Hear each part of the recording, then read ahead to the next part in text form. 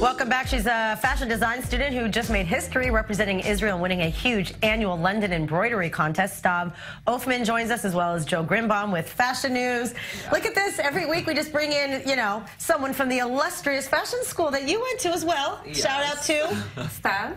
No, Stav at the fashion school. Shankar. There you go, Shankar. Okay, so I can't believe, one, you're still in school and how all of you guys have time to enter these contests, let alone win and take the time off and have to design clothes all the time.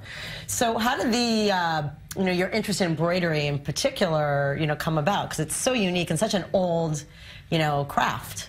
Actually, I started using embroidery at this project that I did in my third year, which I designed inspired by the Dead Sea, and I actually tried to put different types of rocks to try to make the salt. And I really enjoyed actually working delicately and very slowly to build an embroidery from different types of beads and rocks. Then I took it to my wedding dress project that I did in my second semester, which was actually the one I used hair and entered into the competition. Which is so interesting, I know. So explain how I'm reading this, I'm like, how, and what an interesting story of how it came about, like with your grandfather and this tradition of keeping hair, with a flower and Yes, it's actually true. In the Victorian era, when someone passed away, they didn't have any photos to remember someone. They would actually just save a lock of their hair, and they would make it into a flower and put it into a hair wreath. That's what they would call it, where they would put a flower for each person that passed away and a way to remember the family's history. And in fact, you found your grandfather's, right? Exactly. Wow, that's so amazing.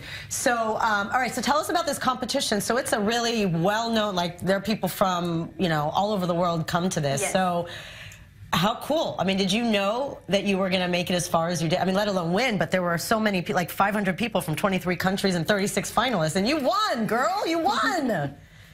Thank you. I had no idea, actually. Each person was allowed to bring family members with them to vote. The vote was live. It was 50% judges and 50% the guests. And people that were originally from England were able to bring their whole family and all of their friends to vote for them. And I just came with my mother. So I didn't think I had a chance at all. But as the competition went along and I was talking to people that were walking around and looking at the garments, they actually really liked the story behind the garment itself, which I think is what actually got me the votes. Wow, amazing. So would you say, is the embroidery the signature of everything that you do? Or in everything you're going to do even moving forward? I mean, you still haven't finished, but is this kind of, you're going to be your marquee signature, so to speak? Ever since my first year, I really liked creating textiles, and I didn't know exactly what type of way of working with textiles would be my favorite.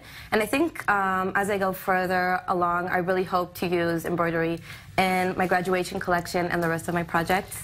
Well, it's amazing. She's going to make it trendy again. This is the thing. You look back at embroidery, and it's something you think of relics from your grandparents and all of these things. And now, I mean, to bring back something that is such it's a work of art. You don't see craftsmanship anymore. I mean, how long did this take?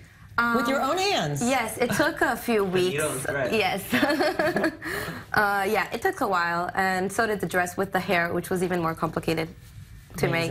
So what do you think? You think this girl is going to revolutionize the fashion industry? I gotta say, when I was in school, embroidery was the worst thing for me. It was I dreaded it. I was I wasn't even about to sew my own buttons. I cannot even put a piece of thread through a needle. I'm like, it's no fun. Definitely no fun. But you're amazing. I think the amount of skill and hard work that goes into making this beautiful thing, and the beautiful thing that you did is just really amazing. You were gorgeous to see. I love it. And I love that you had a futuristic, I was looking at your collection, and you had the future human. What is it called? What did you call it? The new human. Yes, the new human. We have to show this picture. So is this just It's a different project that I did. I tried to use some 3D printing, and I was really looking at the world in the future and what it will look like when technology takes over. And it's really cool. I'm looking at it, I'm like, she could do the wardrobe for the next Iron Man. Wow, very interesting, and congrats. This is a big deal representing Israel. The best embroiderer in the world from Israel.